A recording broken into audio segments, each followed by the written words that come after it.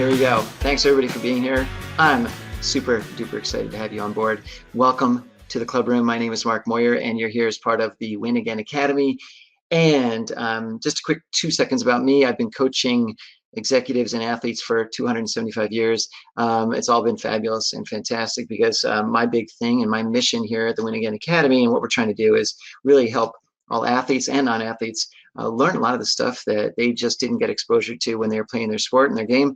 And that includes a wide variety of things. It could be financial literacy. It could be anything to do with business and you know, how much insurance you should have, or how to be involved with real estate, or how to network, how to use LinkedIn, how to prepare for an interview, how to negotiate an offer, how to pay attention to your mental health, how to pay attention to your nutrition and your brain health and all kinds of things. So we host events here in the Clubroom as part of the Win Again platform, Academy platform, to really help, again, elevate everybody involved. But a great, fantastic part of this technology is the ability also to create fantastic relationships with people that you've never met before these events, or you continue to meet them as you come to the future events.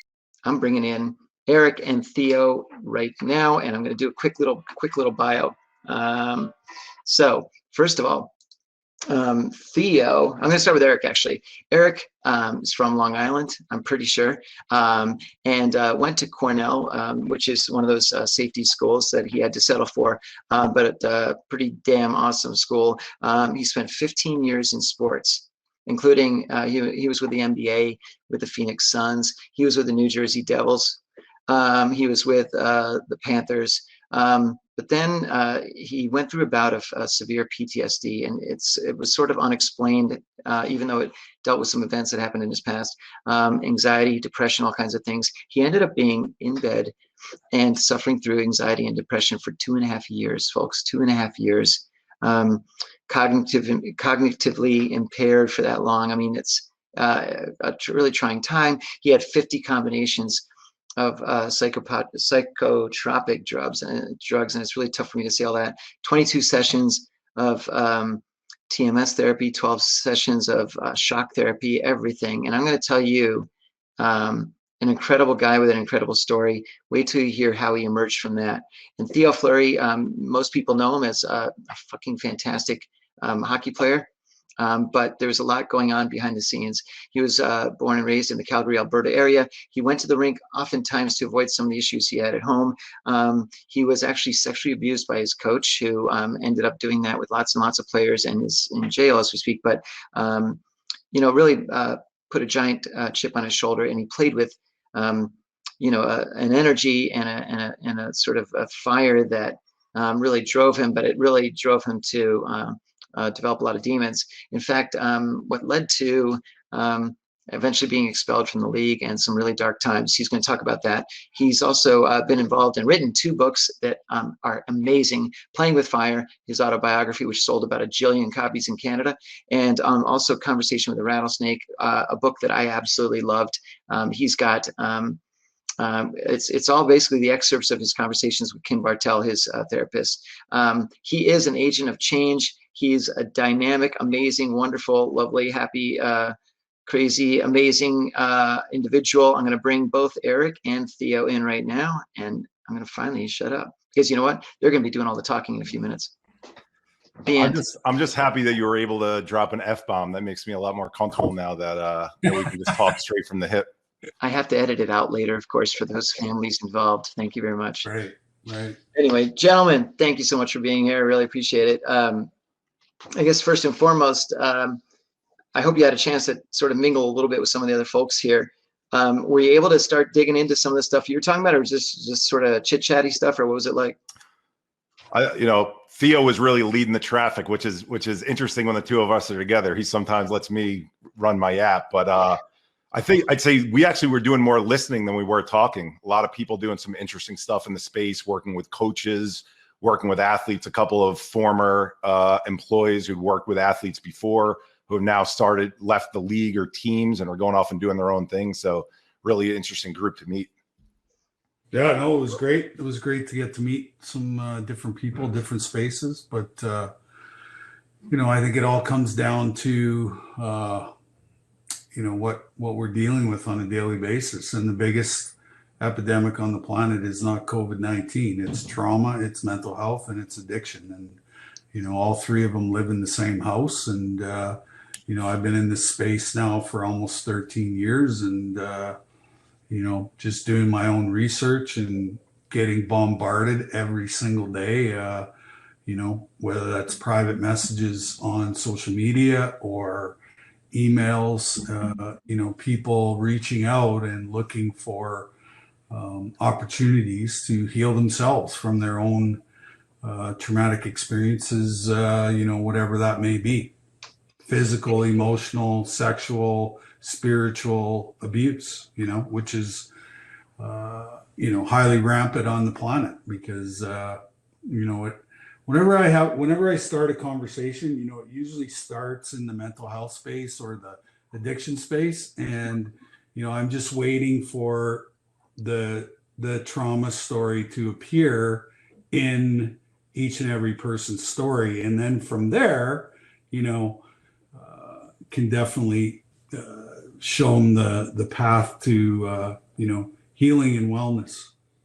The first thing I want to talk about, gentlemen, actually is, there's been a lot of, and I know, Eric, how passionate you are about this, current events going on.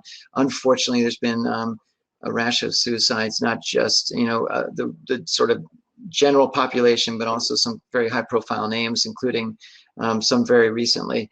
And I think, we as people out here are reading the accounts of these things, and it'll say something like, well, somebody drove that person too far or something. But Eric, I know you don't like that whole thing. It's because the media is missing the point here. Tell me more about that. Sure. I mean, and it's interesting you even say people who took their lives, because you look at stories who've come out recently. It's Vincent Jackson, it's Mark Pavlich, right? These are the names, and the media hasn't even shared that it was a death by suicide. What the media does is they try and protect the family. That's their code of ethic that they say. And so things leak out like, there was no foul play, right? And no trauma, physical trauma that they saw at the scene of where the death took place. And the problem is, as a society, we're always looking for what is that silver bullet answer or reason as to why we lost someone, right? So in the case of Vincent Jackson, if you saw what leaked out, it was Vincent Jackson. Now all of a sudden, the police are coming out and saying he was arrested numerous times on DUI, right? And then the family comes out and says, we want to have his brain looked at for CTE. He would have wanted that, right? So now we're trying to ascribe individual reasons for why what we believe to be the case, either overdose or suicide in the case of Vincent Jackson. I don't think I'm projecting by saying that. Usually when it's the failure of an organ like a heart, right? We hear the cause of death. When the cause of death is covered up, unfortunately, like Tyler Skaggs, we learn about the outcome later. And so here's what happens. The examiner wants an answer. The community wants an answer. The local police wants an answer. So in the case of Vincent Jackson, it's exactly what Theo was talking about before, about how all these things are cousins that live in the same house. That's not the way that the media portrays it. Instead, the media says Vincent Jackson, alcoholic, right? Vincent Jackson, CTE. And they don't say, hey, Vincent Jackson was the son of a military man who traveled around to different markets throughout his life, who had to make new friends, who was the biggest guy in his town everywhere he went and stuck out like a sore thumb, right? Then you take the Mark story, with the Rangers, and really his fame came from the 1980 Miracle on Ice team. And you look at that story, and I read the Star Tribune article on that Minnesota had, the Minnesota Star Tribune. And the first 8 paragraphs of that article, every word under the sun related to the topic of mental illness and trying to paint this guy like a monster is in there. Mentally ill, deranged, recluse, treatment facility centers, in and out, right? And then there's this tiny little line after those 8 paragraphs that say, oh, Mark's wife died by falling out of a 2-story window to her death in 2012. And I'm reading that. I'm like, oh my God, like this is exactly what we're missing here. And in fairness to the media, I do want to give a plug to it. If you take a look at Emily Kaplan from ESPN, I know there's probably going to be a lot of hockey fans on the call today because of my buddy Theo, is the story that she shared today on what athletes are dealing with in the NHL. And I know we were talking with Justin earlier, who dealt with a lot of athletes who are in the NHL. These guys are all dealing with everyday stuff the divorces, the breakups, the job losses. In the age of COVID, it's being away from family. It's watching more and more homeless on the street as you're driving to work and not being around your teammates. A lot of these guys are saying, we love the bubble, even though we called it the prison up in Edmonton, that the court that we played on, that was our way of bonding with one another. We're isolated.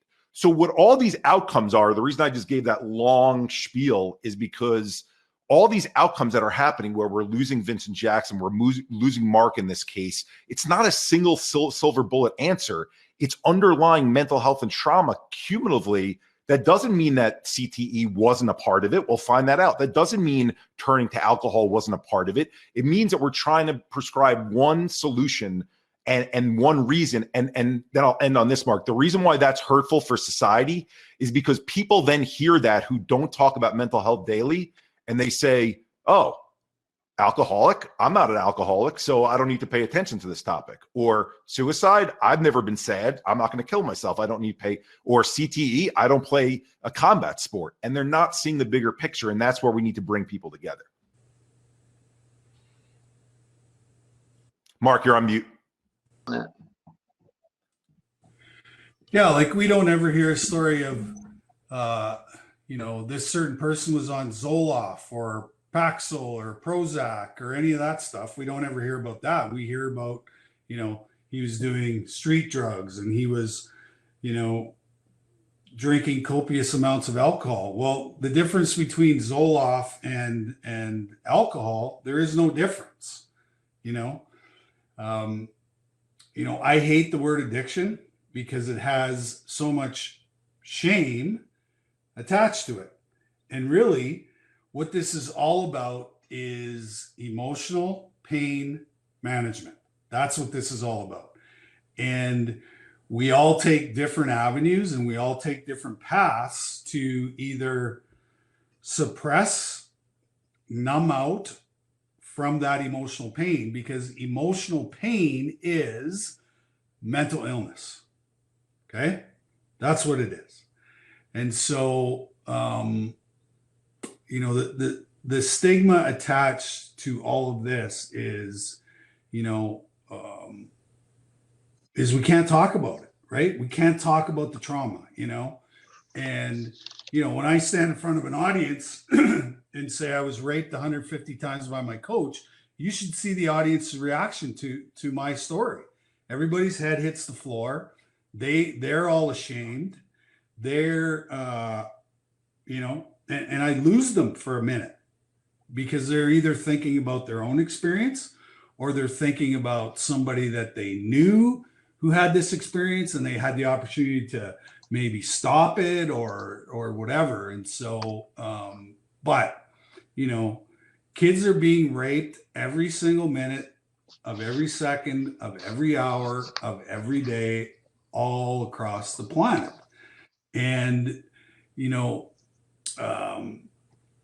because the word sex is such a, taboo sort of subject, that's why we tend to sweep it under the rug. That's why we tend to not want to talk about it or whatever. But the sad reality is that, child and human trafficking is $150 billion industry in the world, which means that it makes $70 billion more than Amazon. And we are not talking about it. We are not doing anything to stop it. And we're just allowing it to happen. And so the majority of people, that I deal with are in the sexual abuse sort of spectrum, Right. But, there's all different kinds of trauma that people experience in their life, which leaves them in emotional pain and suffering, which is mental illness. And so how do we deal with this emotional pain that's left behind? Well, we tend to gravitate towards the dark side of life. Right. And we get involved in addictions,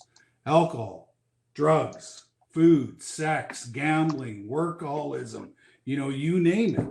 And nobody talks about that on Bell Let's Talk Day. Nobody talks about that. It's just about, let's talk. Well, what the hell are we talking about? We're talking about what happened to you. That's what we're talking about. That's why I was so drawn to Theo Thea and I didn't know each other. For everyone to hear the story, Mark, you were there, funny enough, at the beginning of it, at the end of 2017, when I arose from what I had gone through, which was, you mentioned before, 2.5 years of laying in the bed, just my brain turned off. And I didn't know, because what had happened to me as a child was watching the sickness of my brother for 20 plus years and the passing away of 3 of my close friends from childhood in my 20s, that since that ended, so to speak, when I was 22, 23 years old, and then I didn't have my crash until 5-6 years ago when I was 35 years old. Now, all of a sudden, I had no idea it was related to my past life events. And once I finally found a doctor who helped me put that together, Eric, your central nervous system, your parasympathetic system, everything involved from a biological perspective, there's an explanation for what's happened to you and what's built up cumulatively over time. Best analogy I can make is kind of how plaque builds up in our arteries from a physical health standpoint over time and can cause a heart attack. Illness, what Theo's talking about, is that buildup of stress and trauma over time, that then we all have weak genetic predispositions for something. So it looks slightly different in each of us, but it's the buildup, all that stuff that leads there. But the reason I wanted to give that background is, when I shared my story, I didn't know that I was going to leave professional sports and start doing this. And as Theo said, when you do share your story, you start getting bombarded with people coming in. So the place that I shared it was on LinkedIn, and it gets read 150,000 times those first 3 days. Of all things, on LinkedIn, who the hell thinks you're going to get that type of, reaction on a work website? Maybe that was because I didn't have other social channels. And here's where people laugh is, I wanted Theo to be a part of the change of what we were going to bring about, specifically because of how Theo just told his story right now. I knew Theo because I knew that he was open about what had happened to him, not because he was parading around. And this is a really important distinction. Think about athletes and celebrities. When we're patting each other on the back and saying, more people are talking, we have more awareness than we've ever had in the history of our planet, right? When more people are talking, but all they're sharing is their disorder label and then the erratic behavior because of their disorder label. Well, I had depression, or I had anxiety, which led to a panic attack, and I ran off the basketball court. That's not relatable to people. So when Theo's sharing that he opens up and he talks about being raped 150 times, one, you're going to hook in the people who themselves have been through sexual abuse. Two, he's going to be able to tell the story in the context of what happened to me. So if it was verbal abuse, if it was bullying, if it was the breakup of parents and divorces, you can put yourself in those shoes and say, as a child, these things happened to me. And so forming with Theo, funny enough, writing him an email in that tiny little thing that LinkedIn used to have for emails, direct emails in the bottom, I copied and pasted this whole friggin' text to send it to him. And he just writes back, get in touch with Dawn. And then we have this conversation. Mark, I'll let you come in with a question because I want to share what that conversation was. But it was a magical first conversation that he and I had, realizing that we came from completely different backgrounds. I'd worked in professional sports as an executive. He'd played professional sports as an athlete. But here we're seeing this world in such a different way than the rest of the mental health space is seeing it. And it's been a beautiful relationship since there, where he's like my brother now. We talk every day. Oh, wait, so I'm going to have to, so you need a question. Okay, no, I'm kidding. But look, I think, and all of this is leading into your podcast, right? Because, and we'll talk about that in a second, but, I think the big challenge is that, you guys both, and this is why I've been drawn to you, because I have usually pretty much no filter, unfortunately, but also fortunately, and you guys don't have much of a filter either. And that's why I like you guys. But I think that, but the whole point is that you're putting out a lot of what you do with honesty and with clarity and with conviction, and you're out there, and you're because I think most people are afraid to talk about a lot of these things, right? And so they kind of say it sort of like they beat around the bush about stuff. You guys just knock over the bush or burn it or whatever you do with it. But I think that's great. So tell me a little bit about this podcast. You're launching it. You're teaming up with Darren, also Darren Rovell. Tell me a little bit about what you hope to do with it. I'll start, Theo, if you don't mind. Yeah. And then, I'm the Ed McMahon of the podcast. So. I'll say this: Theo's voice is so distinct and awesome. And the first time he and I ever met in person, I tell the story that he looked at me because I'm 6'4", and he goes, "I used to knock guys much bigger than you on their ass all the time," right? So he uses his voice as an intimidation, but also as a differentiation factor. Look, Mark, what's been tried in this space, and I think there's definitely validity and a need for it. So I'm not discouraging people from continuing to do this, but most of what's been tried in the space of mental health is let's give people a platform to tell their story, right? And again, that's a way that we're going to heal. That's a way that we're going to. I'm giving Theo credit for telling his story. We're taking a slightly different angle to this, which is it's kind of the no bullshit factor that you just spoke about, which is let's take current events that are happening and how our society, how our media, how our government is not talking about certain things and explain why that's hurting us and how we turn that around, right? So I'll give you a couple examples, right? Like it's current events right now. So if we were filming our first podcast right now, I'd say, look at what just happened with Meghan Markle. Whether you love her or not, whether you agree with her or not, she came out and she shared her story about that she was feeling suicidal thoughts. Now, what we know about her is that she's on a world stage. She's got the perfection of a sister-in-law who has already been embraced by the entire family out in front of her. She's a different ethnicity than the rest of that family. So regardless of how that family feels about her, the rest of society is looking in on that and questioning. She's in the middle of pregnancy. So what do people often deal with pregnancy is change in biology, change in chemistry, right? So for anyone to question what she was feeling is pretty ridiculous. Okay, fine. I think that's been said. Here's something that hasn't been brought up. So Piers Morgan comes out the next day after saying that he didn't believe her and that he thinks essentially it's a crock. And his way of cleaning up the mess was saying, I want to be clear, mental illness and suicide are very, very important topics that we should be addressing and we should be discussing. He thought he was cleaning up what he was saying by making those terms. Here's what I would argue. Saying specifically mental illness and suicide is basically like saying to someone, don't worry about if you have heart pain, if you're starting to get that pain in your neck and in your jaw, don't worry about that. But if you have a heart attack, then it matters. Then come and see us.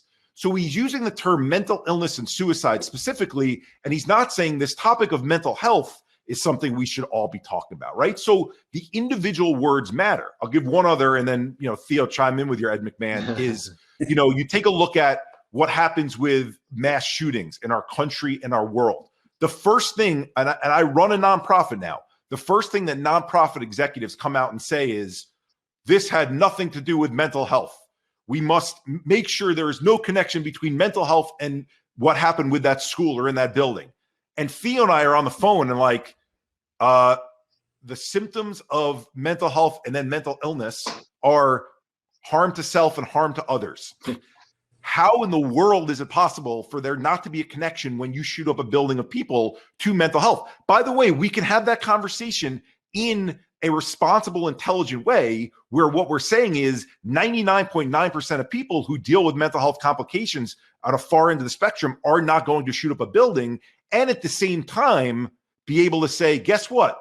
This means we need to pour more resources into mental health. So we better understand what isolation does to people. So we have more programs in schools so that people don't feel isolated and have the tools to be able to heal with the trauma they're dealing with. So think of it almost as like, we're going to push the envelope, we're going to ruffle feathers, but we're going to do it in a responsible way because we've been in the space long enough to know how not to cross the line. Ed. Yeah. And I think that the language has to change, because whatever we've done up until this point isn't working. We have the highest suicide rates in the history of our planet. So whatever messaging has taken place up until this point isn't working, right? And I believe that suicide is unnecessary. It is unnecessary. And, the 40,000 foot view here is all I see all day long is human pain and suffering, which I believe is unnecessary when you create relationship, right? And part of creating the podcast is creating a relationship with the people that are listening that give them the permission to start talking and using the language which we are using, right? Like, I'm not afraid to talk about my trauma, because if I didn't talk about my trauma, I wouldn't be here tonight, right?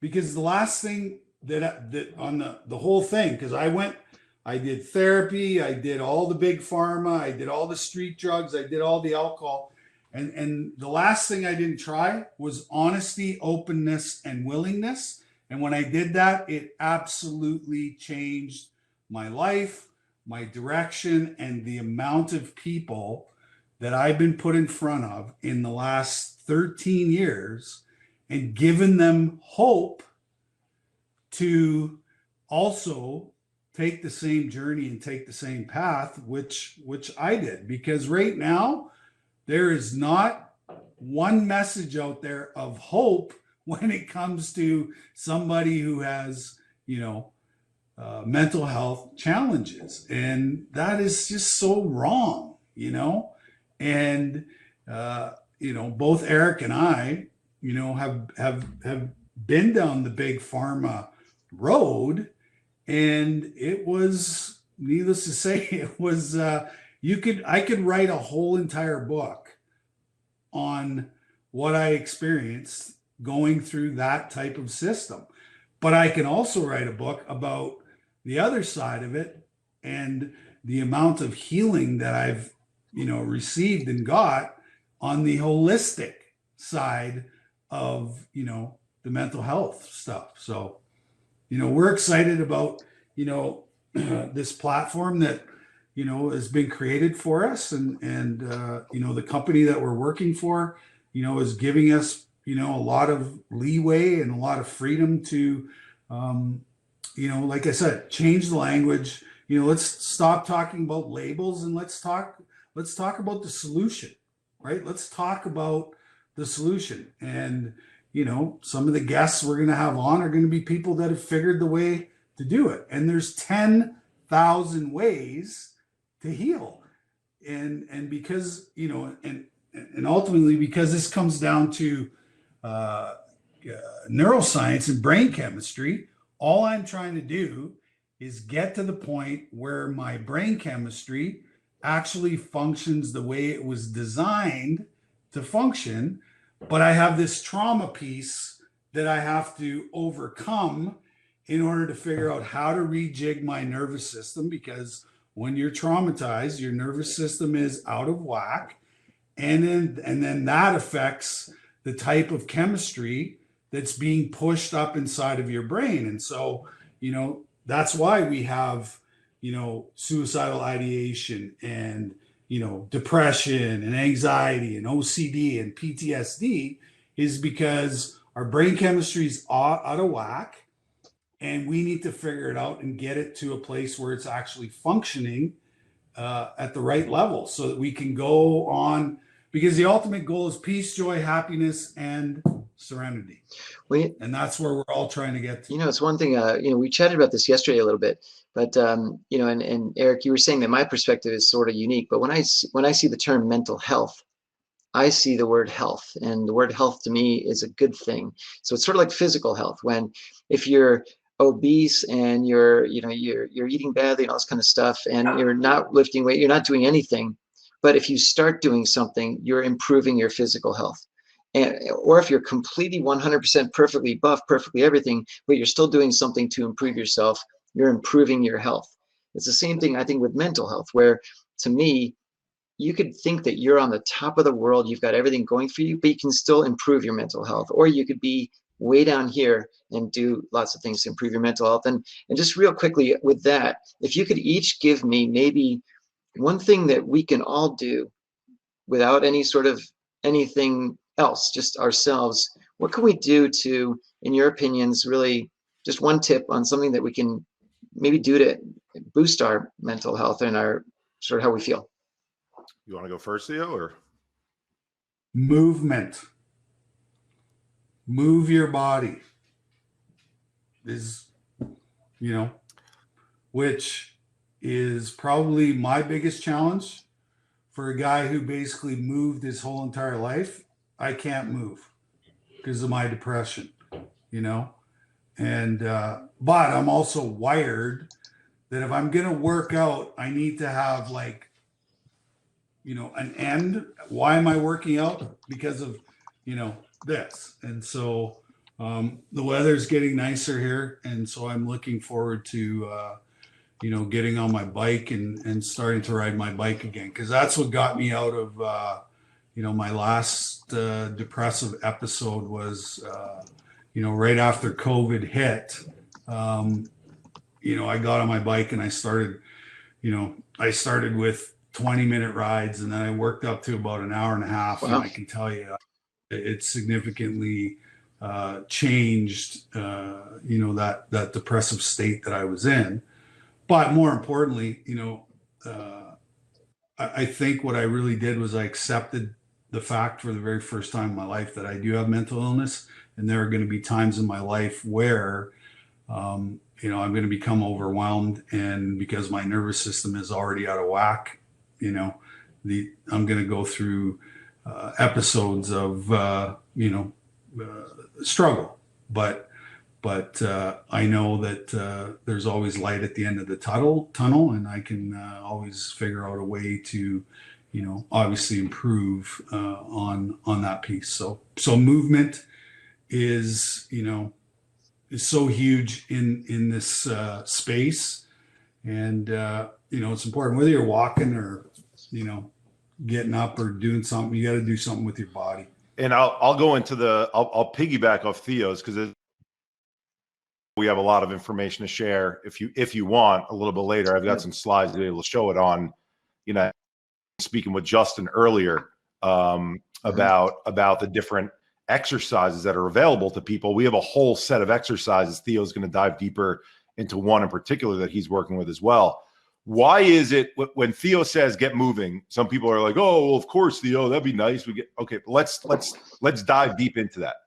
When we get sick from a physical health standpoint, so when we're younger and we get strep throat, bronchitis, or pneumonia, what we are told to do right from the beginning, and my father, who loves coming on these things, was on it. He would say when I was younger, like, wrap yourself in a nice blanket, watch TV, you deserve it, you've been working hard, relax, right? And there's some truth to that, right? Especially as people are throwing out the term self-care isn't selfish and all that stuff, right? Here's the problem, though. When we are physically sick and we take an antibiotic when we're younger, we rest for 2 days. So rest, we're taught in our brain from a young age, is needed to stay in that bed, to wait for the fever to come out of us, for the medication to kick in and do what it needs to do. And then before I know it, miracle, I'm out and I'm running, I'm doing my thing. What happens with mental health is one of the side effects, unfortunately, of mental health dipping the way that it can is that we start to feel run down, tired, right? Because our brain is working harder, which uses the energy that's in our body, like literally the physical energy that's made in the mitochondria in our cells. It starts to get depleted because we're overthinking. We're trying to focus more when we aren't able to naturally focus. So we get more tired. So we lay in that bed. When we lay in that bed, okay, we go back to the well and what we remembered. Laying in bed allows me to rest so that I can get better. That works if you're overtired for a day and a half. That doesn't work if you're continuing to lay in bed, even if your brain is telling you that I need rest, I need rest. That's something I wish I knew. I wish I had that advice during that 2.5 year period that I went through what I went through, because we think if I'm messed up in this place and I need to get better, by sleeping more, sleeping will be the healing agent for me. And we have to resist that urge. And the term that I keep reminding myself is stagnation breeds stagnation. The more I lay down and I wait for it to get better, the less chance I'm going to get up. 3 days from now, 5 days from now, 5 weeks from now, right? So it's convincing ourselves to take those 2 steps, even if it means just pedaling on the bike for a second to get the routine going. That gets our body used to getting up and about. That doesn't just improve, okay, I got out of bed. It starts to get your whole process moving. Now I can start to get into a regular routine of doing work, of seeing family, of going out and meeting people. That's what's needed. That's the starting point of what's needed. If we don't get ourselves out of that bed and we're waiting for a medicine to kick in for us or to take a certain, magic elixir that's going to make us better, I'd love to know where that exists, because it didn't exist in the 2.5 years I went through it, and it didn't exist with Theo. When medications work, I'm going to be fair. When medications work, they're good symptom management tools. They are not cures. They are not things that come in and just fix the situation. So, and Theo talks all the time about the side effects that come with the medication. So getting ourselves in a pattern of getting up and going is that first step. And then we'll dive deeper into the actual exercise beyond. Yeah, I'll talk about it in a sec. You know, it's funny, you both brought up a great point though. We all feel after we work out, like our endorphins, everything else is cranking. And look, the body is telling us that all feels good, even if we feel exhausted afterwards, but our brain is suddenly like, we're all energized. And even as something as simple as, you know, going outside and playing catch, like throwing a ball around or just doing something, you're absolutely right. Any sort of movement, just almost anything is so essential. And, you know, with that movement, yeah. Mark, hopefully this is helpful. So, because this isn't one of the extra, when I first was told by my doctor, who ended up helping me, what exercise I should do to get moving, I said, well, the last 2 weeks, finally, I started going to the gym, and I'm not feeling any better. She goes, Eric, what do you do at the gym? She goes, you do this, you stand straight up, you do this, you lay straight down, okay? You run on the treadmill, you're straight up. She said, I want you to take a baseball bat, and I hope there's no one on here who's a nature lover who's going to, you know, kill me for giving this story. But she had me go in the backyard and swing. I had an old souvenir Yankees wooden baseball bat at this oak tree that was in my backyard. And I said, why is that going to help, before I actually started? And she said, because Eric, you store all this stuff from what you've experienced in the past in your body, right? There's a book called The Body Keeps Score by Bessel van der Kolk. And if you move your spine, what starts to happen is that stagnant energy starts to move out of your body. So even if we're moving, you're right. You know why it probably felt good, Mark, to have that catch? Because you're going here and you're going across your body. So when I started swinging the bat, at first, I'm not feeling anything. All of a sudden, 2 minutes into swinging the bat, I start to feel almost this energy emanating. For me, it was out of the top of my back. I don't know why. For different people, it's different places. And before I knew it, I wanted to keep swinging away at the tree, even though 10 minutes ago, the last thing I want to do was be out of my bed, right? So specific types of motions, that's why yoga is such a big tool, is when you're able to stretch your body in a way that gets that trapped energy out, that's where the body starts to feel better. Well, I'm sure, Theo, when you were even a kid and playing hockey and all that, I mean, back then it's just the same thing with hockey and a stick, and even up you're up against the garage or whatever it is, and just shooting pucks against or ball or whatever it is, right? It's the same sort of thing. So in terms of the I want to do a quick shift, because here's what I want to do over the next few minutes, guys, is talk about a couple more things, and then we're going to answer a few questions. Okay. So Eric, if you feel compelled to do the slides, let me know. But otherwise, if not, that's okay too. All right. So, but tell me a little bit about, and Eric, I'll ask you first, the Scale app and the STAR exercises, if you could, a little bit, and tell me why that Scale app. And I love the 7. I don't want to give away all the stuff, but tell me more about that. You're muted, by the way. You're muted, Eric. You're muted, Eric. He's still muted. You're muted, buddy. Mute. Is that better? Yep. Go for it. Yep. And you guys can see the slides right now, right? Yep. All right. So let me just quickly take you through this. So Theo was talking about, we don't talk about our stuff. And when we have the Bells Let's Talk campaign, and then, by the way, I realized in Britain they have the Britain Let's Talk campaign, same model, is because we're not telling people what to talk about. What is the most common conversation that happens in every single language across the world millions of times a day? It's a pleasantry that gets shared between two brick walls. It's, hey, Mark, how are you doing? Good, Eric, and you? Good. And sometimes there's a bro hug that comes along with it, or a fist, or whatever it is, and then it stops there. So what we created first, starting and then leading now towards the athletic community. I'm start to show over here some of the slides that are athlete specific, but it's a community where so the scale that we created there, it was about a 6-month process to come up with this, where there's 6 places on the scale, so that when you ask someone the question, how are you feeling or how are you doing, it goes from thriving, gliding, surviving, fluctuating, struggling, sinking. And those are words that we can all relate to. But what it also does is it shows that there's no binary way of defining what mental health is. There's not a sick and a healthy. There's not a good and a bad. There's not a well-behaved and a misbehaved alone, right?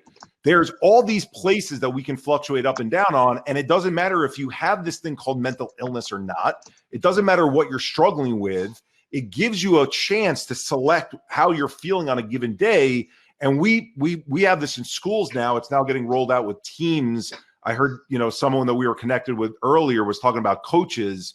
We do this with coaches now as well, is giving this as a tool to be able to connect teachers with students, coaches with their athletes, therapists with their clients. And so now you're able to track on a daily basis where someone is at on that scale. What it leads towards is, this is where I was showing the sports specific behaviors, is one, it leads to a chat feature, which is here, where the first question in the prompt is, what may be something going on in your life contributing to this feeling? And why is that such an important question? Because it's the same question regardless of what feeling you select. So you don't feel like you're being called out, but it ties your feeling back to something going on in your life. Because what we found in terms of how people are feeling is their default, if they don't feel well, is always to say, since we're allowed to drop F-bombs in here, well, I'm an effed up person. That's why I feel this way. No, you feel this way because things are going on in your life, and we're going to prompt you for that, right? And so if you notice in the scale, we take away the opportunity for someone to give the okay, good, fine answer, because there's only this, Mark, this is what you were referring to. There's 6 spots on this scale. So there's no middle answer. There's no 7th answer there. Right. So are you on the upswing of feeling okay? Or are you on the downswing of feeling okay? And we track those over time against certain outlier behavior feedback activities. And you can tell I work with someone in the UK that they have the default spelling there of IOUR in the behavior, but withdrawn from teammates, engage with teammates, forgetful, lack of focus, intensely focused, right? Frustration and outbursts, takes things in strides. So what we're doing here with this scale is we're giving people the opportunity to say, okay, somewhere along that scale on any given day, I, as a teacher or as a coach, I can send that out to my students, to my athletes, to my clients, find out how they're feeling. It's tracked in an activity log, and then I can put certain behaviors that I'm noticing relative to that, so I can start to get to the bottom of how someone's feeling and what's going on in their life. With that, and this will kind of lead into Theo's, is we created this concept called STAR exercises. So, when I was talking about swinging the bat and Theo was talking about getting up and moving, okay, but what do those actual activities look like? Well, the good news is if we go to a gym and we walk in, the formula is already there for us if we want to work on our physical health. It's elliptical, boxing, kickboxing, treadmill, universal weights, free weights, rowing machine, cycling. We don't have the same thing well known with mental health. We have the Headspace app and the Calm app, which are both meditations. At best, they say they do breathing practices as well. So the reason I shared this is this first started as just cards, 8.5 by 10 or 8 by 10 cards that had different practices from having to EFT tapping to EMDR to singing meditations that we use in schools. It's now been adapted to having an app for it with actual kind of similar, we structured around the Nike fitness app, where based on what your outcomes you're looking for, not are you dealing with depression, or are you dealing with anxiety? What are the positive outcomes you want? You want more positivity, more calmness, more focus, more mind clarity. These are just some of them as an example. And then you can pick the different activities. You could look at the activities through these cards that flip. You could look at it through videos that we have our different practitioners share that are part of our alliance. The goal there being, let's create a gym for the brain that's in our hands, that we can do it anywhere from home or on the road or what have you, that allows us to take control of how we're feeling instead of waiting for the default of, I got to go to the therapist once a week and I don't even know if the therapist is working for me. So I'll stop sharing there, Mark.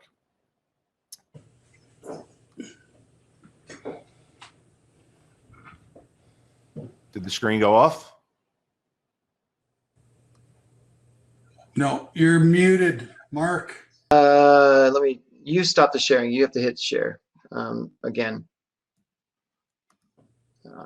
and that'll stop it. Okay. It says that it's off, but I will do it again. Unless that's Theo's screen. Theo, this is your screen. Are you sharing? Yeah. Can you see it? Well, I see the, There it there is. we go. Good. You Yes, got sir. mine? Okay. Whoops. We did have yours. Whoops. There we go. There we go. So, what was that? About 6 months ago, Eric? Yep. We got a call from these MMS Mobile Wellness, and so I ride motorbikes with a veteran from Afghanistan, and he had this particular company on his podcast, and immediately said to them, you need to get a hold of Theo because Theo's in this space all the time. But what happened was, my Army veteran buddy suffers from severe post-traumatic stress disorder. And basically he's had a nightmare for 27 years, every single night of his life. And so the company gave him a free subscription, and he started to listen to these binaural beats. And within about 3 days, after having experienced 27 years of nightmares, he didn't have any nightmares. And so this particular company got a hold of me and, said, we would love for you to come work for the company. And I said, hold on a second, let me try the app. And so, I did the same thing.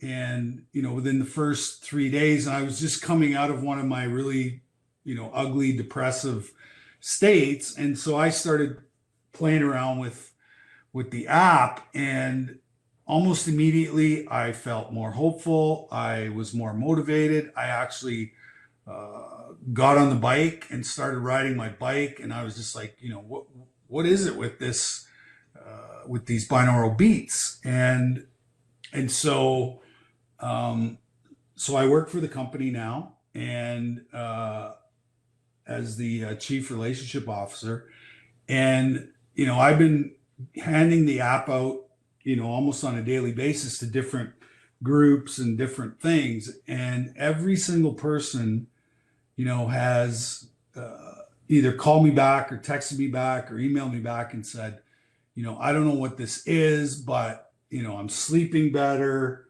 I'm less tired during the day and all this stuff. And so basically we have anti-stress, anti-anxiety, anti-depression, mental performance, pain reduction, and self-empowerment.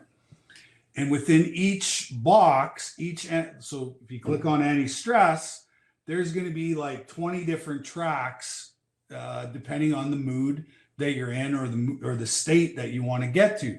And so being content with the future, calm and centered, inner peace, release and let go, release emotional pain, releasing the past. And basically what they are is they're 10-minute sessions. And unlike meditation, where you have to actually book the time, you have to be in a certain state, your eyes have to be closed, and you're going through this guided meditation. With our app, basically you put headphones on and you could be running, you could be doing yoga, you could be washing the dishes, mopping the floors, making your bed, whatever it is. And, within that 10-minute space, your mood is going to shift because it works with your brain waves, alpha, beta, theta, and gamma. And what the binaural beats does, it takes you from either a high state or a low state of brain activity, and it gets you to that place of calm and level. And I use mine probably, 7 to 10 times a day, just doing my regular life. And I've seen a significant improvement. And what I've learned is, we talked about how the nervous system is out of whack when we experience trauma or whatever you want to call it. And, I've spent $1 million on therapy. I've done probably 10,000 hours of every therapy known to mankind.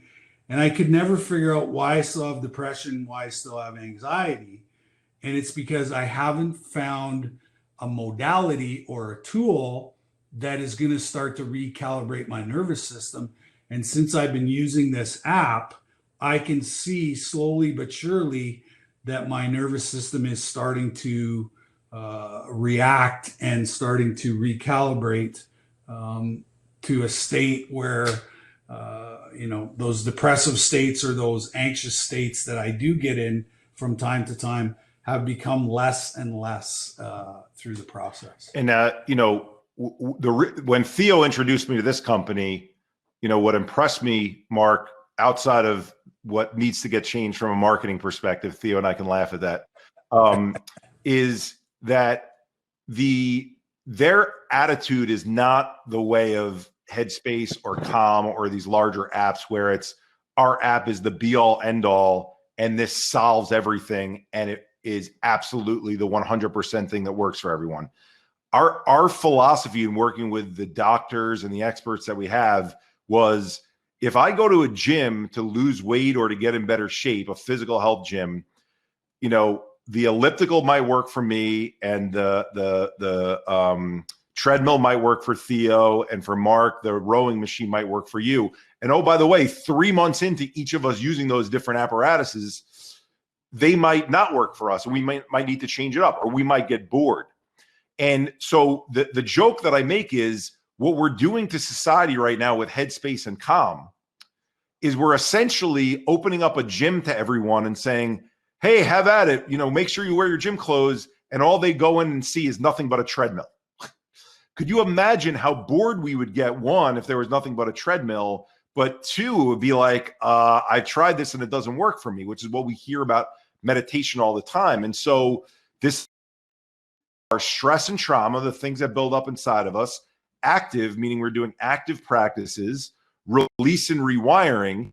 So when Theo's talking about recalibrating, what he's saying is the biological changes that are happening to the central nervous system, the brain, the spinal cord, and even the connection of the rest of our body parts, like our stomach, to our brain, to our spinal cord, in order to be able to pass information, that's what gets decalibrated. And to get it back in sync, there's so many different things we can try to release and rewire out what's been affected. So, with the case of binaural beats, it's working on the wavelengths in the brain. With the case of certain breathing practices, you're working on the vagal tone, the nerve in your neck, and how tight or loose it is to enable the rest of the nerves in your body. Say, everything's okay. I don't need to freak out anymore. The end of the world is not near, right? And when we do something like havening, how we're slowing down the amygdala response, where we're not getting overly emotional about past traumatic events that happen when we rethink about them. Each of these different exercises, just like how if you do a bicep curl, a tricep curl, and a deltoid press, you're going to get different results based on working different muscles. It's important for us to know there's different areas of our brain to work on to get ourselves to a better place, because there's different areas of brain that get affected when we go through these different stressful and traumatic events in life. So the first question is from Ed Katz, and he says, well, Theo, you said that Canada is the Disneyland for pedophiles. Since you said that over 4 years ago, has it improved there? And how does Canada differ from the US in dealing with pedophiles? Yeah, well, calling Canada the Disneyland for pedophiles gets, me at the top of every single article that comes out, right? Because it's such a great headline. And, I work in the prison system, and I do work with pedophiles. And, 98% of pedophiles, when they get out of prison, reoffend. And so the average sentence in Canada is about 6 years. And then they serve probably 18 months of that sentence behind bars. And then, they're let back out into the population. And so we know that 98% of pedophiles reoffend. So why are we letting them out of prison? Whereas, in the US, if you look at, Penn State and Michigan State, Jerry Sandusky and who was the doctor at Michigan State? Nassar, what was his name? Right? Larry Nassar. Yeah, Larry Nassar. Larry Nassar, yeah. Like, those guys are never getting out of prison. They're in prison for the rest of their lives. And we know by the time a pedophile gets caught, on average, they have at least 125 victims by the time they get caught. Okay. And so 6 years, you know, and, you know, I really believe that it should be, you know, considered a living murder is what it is. You know, when you sexually abuse, you know, a kid, you know, a piece of their soul is gone and it never comes back, you know, and then we're left with the aftermath of dealing with, you know, all that stuff. And it took me 27 years to tell my story for the first time. And so that's why I call it, you know, the Disneyland for pedophiles, is because, you know, the crime doesn't fit the time, you know. In the US, they get it, you know. Those guys don't get out of prison, and they shouldn't, because what the guys in prison tell me, the pedophiles I work with in prison tell me, they say, do not let me out of this 6x6 cell, because the urge is greater than their own common sense. So even though they know that what they're doing is wrong, the urge is greater than their own common sense, and they just automatically, you know, do it. Yeah, and it's really remarkable that there isn't more of a universal sort of look to this. I mean, obviously, there's a lot of countries that barely even take a glance at this stuff, and it's tragic, it's horrible. But thanks for that. So, Eric, I guess we can, you know, we can all talk about this a little bit. But what can you do when you see or hear someone talk about their depression, but they don't want help? So, in other words, they're just talking about it. But when someone says, "Oh, well, let me help," no, I'm good. What can you say to someone like that? Well, first off, I'll say that question is at least better, the situation that person in that we're describing, than some of the cases that we get. Because Theo and I get called a lot where it's not only is this person dealing with depression, they don't talk about what they're dealing with at all, and they won't get help, right? So we've had mothers call us where their sons, 40, even 50 years old, are in bed, and well, there's nothing wrong with me. I'm fine laying in bed, right? So they're not even discussing that they're dealing with depression. Here's my answer. Whenever I get the question, it doesn't matter in what context, of someone needs help and they're not asking for help, what do? I go back to this term that before I was working in mental health, I never heard this term. And now I understand it, but I kind of make it my own now, which is there's something called creating a safe space, right? And that sounds all fluffy and nice, but let me give the X's and O's of that. It literally means if I'm talking to you, I'm actually carving out between us this area that you can step into comfortably. And not only can you step into it, you're almost going to feel uncomfortable not stepping into it because I've created it for you. And so how is that created? Our human nature would say when someone is dealing with something and we want them to get help, we're going to be like, Theo, I hear you talking about it. This is a doctor. I heard Theo speak earlier today, and he said all these things. You got to do what Theo did. That's how he was able to get out of it. That doesn't get someone to react. What that feels like to that person, it's kind of like those campaigns, how are you doing, comma, really? It taking a friggin' spotlight, like it looks like what on Mark's face with the light when he's got on there. It's like, Mark, how are you doing, really? Or, hey, Theo did this. You need to do it too. The best way to get someone else to open up is for you to share your own vulnerability and what you're doing based on what that vulnerability is. And if you don't believe that you have a vulnerability, that you haven't been through anything, then you're on the wrong call, because then what we've talked about for the last 45 minutes doesn't get through to you. Because you've all dealt with loss. You've all dealt with, poor performance. You've all dealt with relationships that have broken down. Those are your things, right? And so if I want Mark to open up because Mark is dealing with depression, I'm not going to go to Mark and say, Mark, do this, or I need you to go and get this help. I'm going to say, Mark, over the last 3 weeks, isolation's really been kicking my ass with how we've had to stay home because of the COVID. And what I've been doing has been helping partially. I want to find more things to help, but want to at least let you know as my friend that, I've been struggling a little bit. The last 3 weeks have been difficult. What that means in creating that space is, unless Mark is sociopathic, Mark is hearing that, his motor neurons are turning on, and he's saying, wait a second, that's a little uncomfortable for me to say nothing right now. for me not to open up right now. And so that vulnerability is what creates that connection. So it's counterintuitive a little bit, because you think if you want to help someone, you got to go right away and ask them how you can help them. Your way of helping them is by opening up yourself and sharing what you're doing, because that then gives them the room to step in there. That's a great answer. I appreciate that. Did you want to add to that, Theo, or can I? You want me to ask? Great. No, just go. So I'll probably say exactly the same. No, that's brilliant. Thanks, Eric. Appreciate that. So next question is from Ira Miller, and he's asking you, Theo, do you feel that the daily grind of the NHL leads to mental health issues? But I guess that can really, it's NHL, any sport, anything that, or even, being in the armed services and so forth. Tell me a little bit about that. Well, I already had trauma before I got to the NHL. And so, at the beginning of my career, that was like the medicine for the trauma, right? It was the only place I felt comfortable. It was the only place I was accepted. Everything that I wasn't getting in my home environment. I stepped in a rink. I got love. I got respect. I had teammates. I had coaches. I had parents who were looking after me, made sure I was fed, watered, happy, all those things. And, when you get to the NHL, it's all about performance, right? And so we're adding stress onto, an already guy who's experienced lots of trauma. And so now we're adding more stress, the expectations are higher,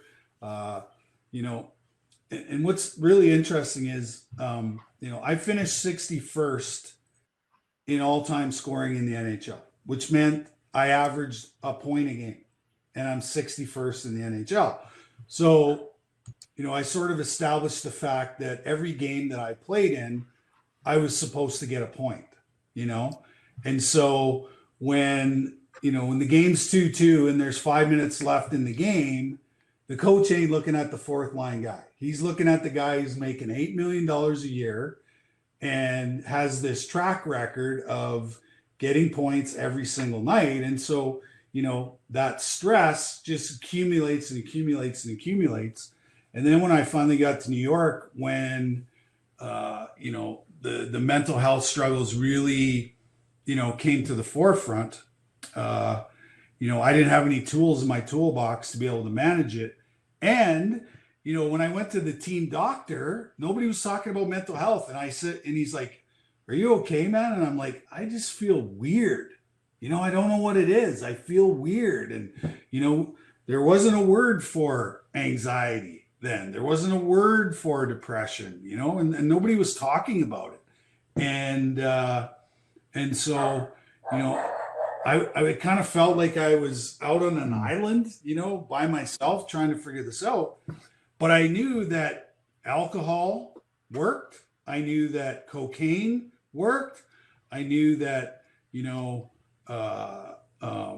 gambling worked. I knew that, all these things worked. And so, they prescribed me some pretty heavy stuff. And I'm telling you, it was like the craziest ride for the next 2.5, 3 years that I'd ever been on.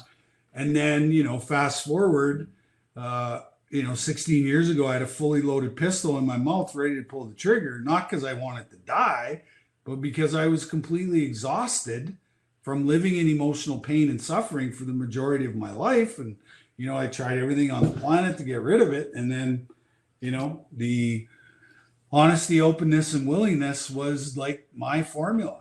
And when I told my story in 2009, it absolutely changed my life and put me right into, the biggest epidemic on the planet, because I was willing to share my story, like Eric said, in a very vulnerable way. And when I'm working with people, that's the first thing I do is I tell my story, because it brings a certain amount of safety to that new relationship. And, the person's looking at me and they're going, "Well, how can you share all this stuff?" And I go, "I have to. Otherwise, I'm going to die if I don't, and a lot of people are really astonished when when, they hear me speak, or, I'll do a call with them or whatever it is. And I'm so open and willing to, share my experience, strength, and hope with them that it allows them to, to be a part of the conversation. And, that first reveal is usually, the catalyst that gets people into, this healing, place. So funny story to build off of the question that came to Theo.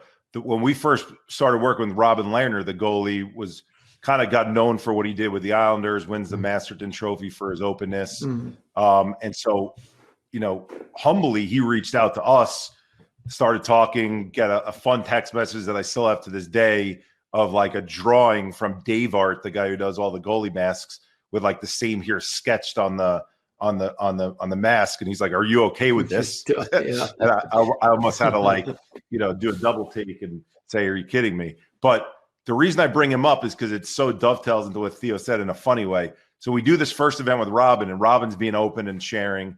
And this guy in the audience goes, "Robin, do you feel like you're one of the few who's dealing with this stuff in the NHL, or do other guys deal with it?" And Robin's got like the driest sense of humor. So he didn't deliver this in any type of like slapstick type of way. And he goes, "Oh, so if I understand the question correctly, the guy on my team who slaps his stick 7 times in the top left corner before coming on the ice, when the coach calls out a routine, that's not anything OCD related. And the kid who we call up from minors, who scored 20 goals in the last 14 games and comes and shits the bed in the first 10 games with us and scores nothing, they just call that the jitters. That's not performance anxiety. Yeah, no one else deals with anything, And it was just like, you could put whatever friggin' name you want to it, right? Our mental health is impacted. Why does Kwame Brown get drafted number 1 overall and not make it, right? These guys all have superior skills.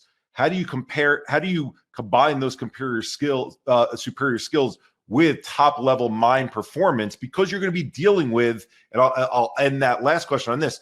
Derek Anderson, who we work with in the NBA, he says, put out one hand, put $30 million in that one hand, and in the other hand, you're holding a bag of heavy clothes. Guess what?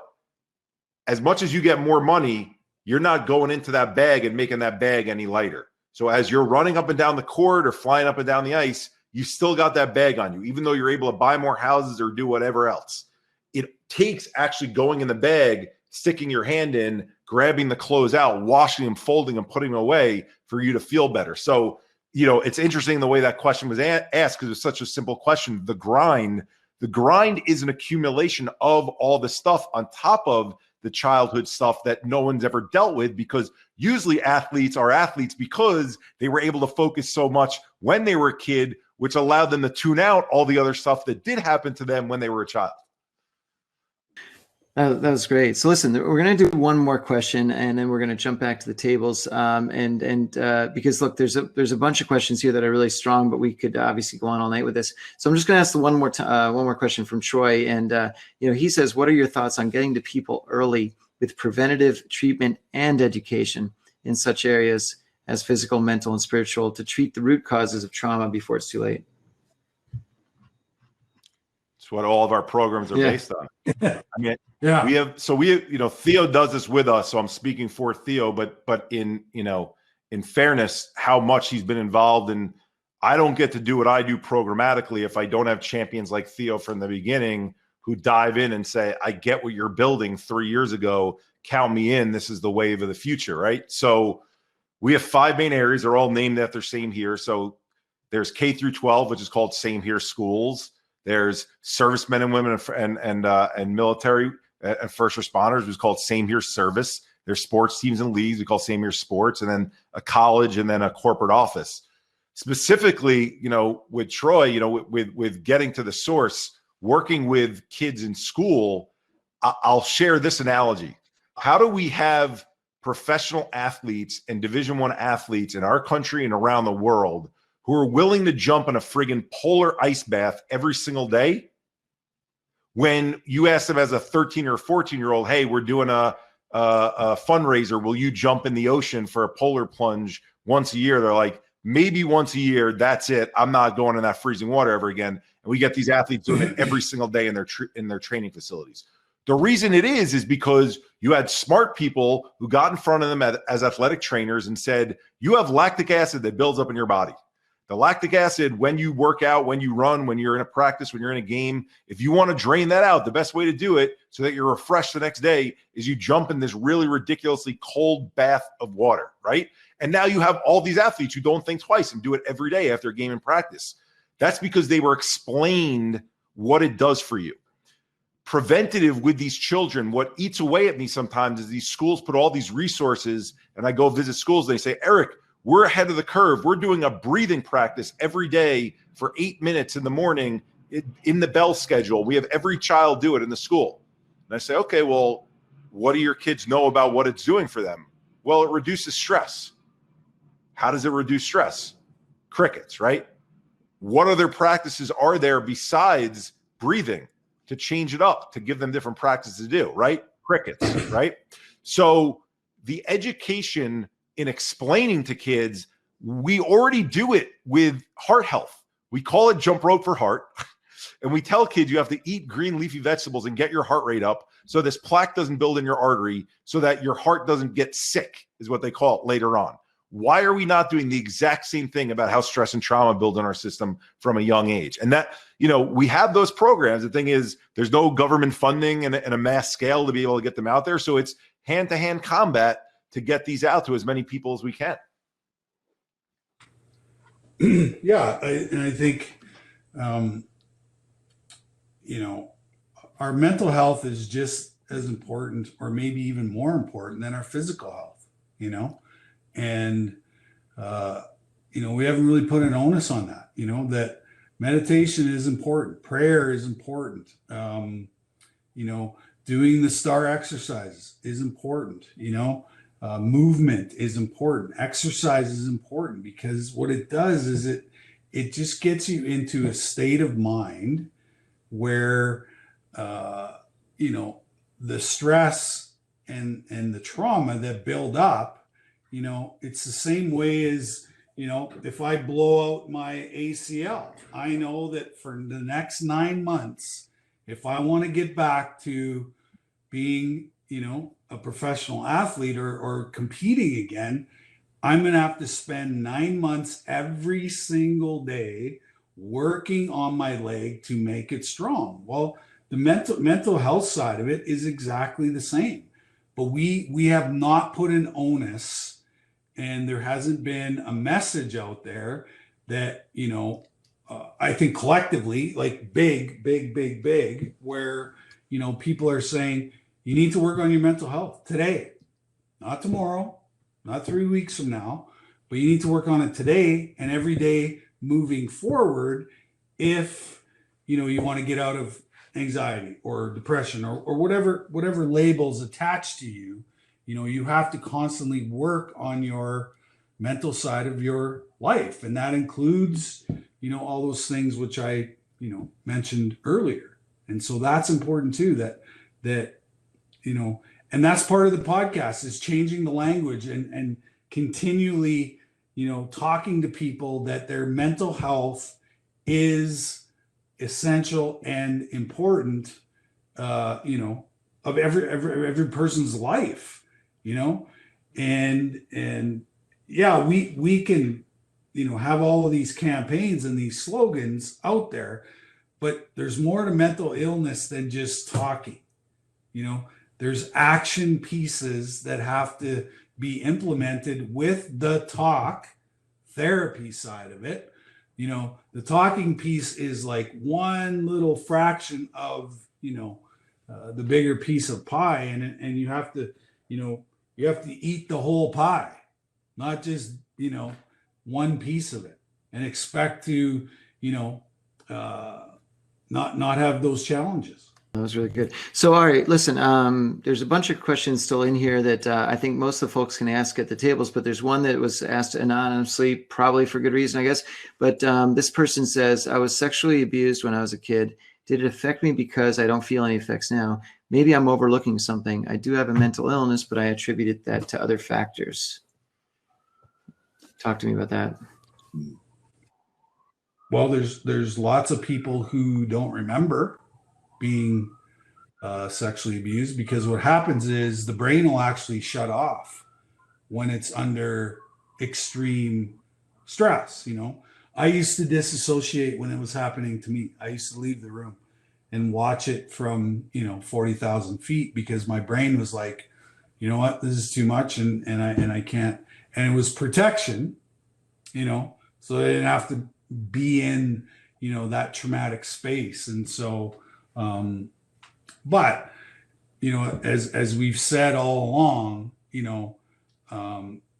there's all different kinds of trauma, and I would say that people experience more than one type of trauma, right? There's grief and loss, there's parents being divorced, there's bullying, there's all these things. And so all this stuff accumulates, and we may be able to manage it when we're younger in life, but eventually, like Eric says, that plaque builds up in our nervous system, and then all of a sudden you're like, wow, I'm anxious, I'm depressed, and I have no idea why that is. And then we go down that road of talk therapy, and we start unpacking the layers of the trauma, and that's when we start to get relief, and that's when we start to understand, and then that's when we start to look for other ways, other modalities to help us manage those times when we get overwhelmed. And my experience, just to help that individual ask that question, my experience wasn't sexual abuse, but that's, I think, the beauty of sharing stories is Theo and I can connect on where we've gotten to in terms of how we feel, how we've been affected, even though the sources of our traumas, plural, Theo said right there, his only trauma wasn't just the rape. It was so many other things that it leads towards similar places, to where from a symptoms perspective, I know exactly what disassociation feels like. And I have blackouts in certain memories, not even related to events that happened in my life, just meaning events that were traumatic events, like other events that I would like to be able to tap into because emotionally maybe it felt good at that time in my life, and my brain has just shut it off. Or to Theo's point, I can think about the event, but I'm not an active participant. When I remember the event, it's like I'm someone behind a camera watching it happen or taping it. And so just know, who's ever dealing with that, that is a normal reaction to trauma. So you're not a freak for feeling that. That's an important piece. I will let you stop perseverating about it. I used that term before, Mark. And then on top of that, the modality I would recommend, we can go into when we get on the tables, is EMDR, where they mirror what happens during REM sleep, and they help you to reprocess whatever happened. So you might not feel anything for it right now and may have little memory of it, but the little bit that you can remember, they're able to couple it with a more positive experience that you've had before. And so maybe when the actual emotional toll related to the event starts to lessen, your brain can start to remember it more without it feeling this awful negative charge. So it doesn't need to hide it the way that it did before. And so you could, it's a part of my past. I understand that it happened. It made me who I was, but it's not owning my life anymore. That was fantastic. Well, look, you both are, I mean, we could obviously go on for hours, and this is all such incredibly valuable information. It's fantastic. So super fast, before we jump back, just remind people again, where can they find the podcast? When is it launching? That sort of thing. Sure. So this is where I will share the screen quickly. So the podcast, the first episode, which is a 3-minute teaser, and I thank anyone who already did this, is right up here. This is on Apple and all other podcast locations. So when I say I thank everyone, to like literally have no real episode out, and just through us asking people that the ratings have shown up and that people have actually written ratings in there, we really appreciate it. So if you go to Apple and you type in "We're All a Little Crazy," that'll show up. You'll see that logo on the left. If you could leave us a 5-star rating after listening to the 3-minute teaser. Darren Ravel, the sports reporter, is in it with us as well, so you'll recognize his voice. The reason why that's important, just for everyone, so you know that we're not just shamelessly plugging, is in a topic like this where it's difficult to get people to listen to it. When we're able to trend by getting a certain amount of 5 stars, that raises the profile of where the podcast lives, and now all of a sudden more people can find it. Nice. Well, look, I listen, I know it's going to be a home run. Obviously, I wish the two of you the best of luck with that. Also, your separate endeavors, which also commingle so much.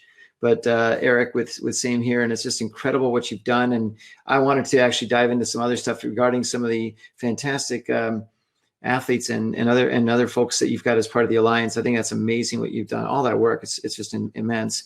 And Theo, you've spoken, I think, in every square kilometer of Canada, or mile, or I don't even know what you call it up there, and in Celsius and Fahrenheit and everything else. But thanks so much, gentlemen. I really appreciate it. Thanks for being here in the club room. We'll jump back to the tables in a sec, but thanks again for your time, guys. Oh, nice. I like it. All right.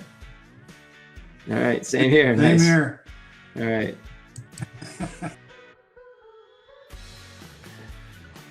Thanks for being part of the Clubroom event today. It's been great having you on board. Check out all the resources available to the Win Again Academy. Go to the website, markmoyer.com, and you'll see all the previous events, podcast episodes, articles, and so much more. Check it out. And look, if you're an athlete, if you're an entrepreneur and a founder, or an executive looking to elevate your game and really take your business and your career to a whole new level, consider becoming a Win Again Academy member. We'd love to have you on board because you get access 24/7 to an incredible Slack community of other members where you can really elevate your network and meet some really impressive people.